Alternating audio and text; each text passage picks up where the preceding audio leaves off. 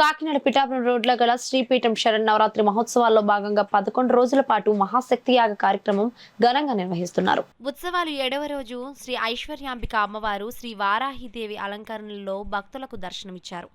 మహాశక్తి యాగం కార్యక్రమంలో భాగంగా కాకినాడ పరిసర ప్రాంతాల నుండి అశేషంగా తరలివచ్చిన మహిళలు 10 కోట్ల కుంకుమార్చన చేశారు.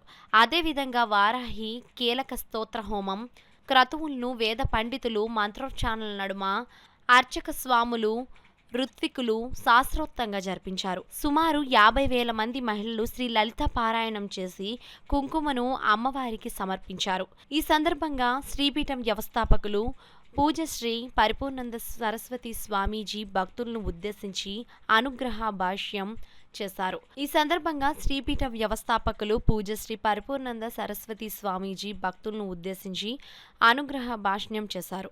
ఈ కార్యక్రమంలో పెద్ద సంఖ్యలో భక్తులు, మహిళలు పాల్గొన్నారు. క్రతువులో పాల్గొనేందుకు విచ్చేసిన అశేష జనావహికి ఎలాంటి అసౌకర్యం కలగకుండా 3,400 మంది వాలంటీర్లతో పూజ, భోజన ఏర్పాట్లు, 200 మంది పోలీసులతో ట్రాఫిక్ నియంత్రణ బందోబస్తు ఏర్పాట్లు చేశారు.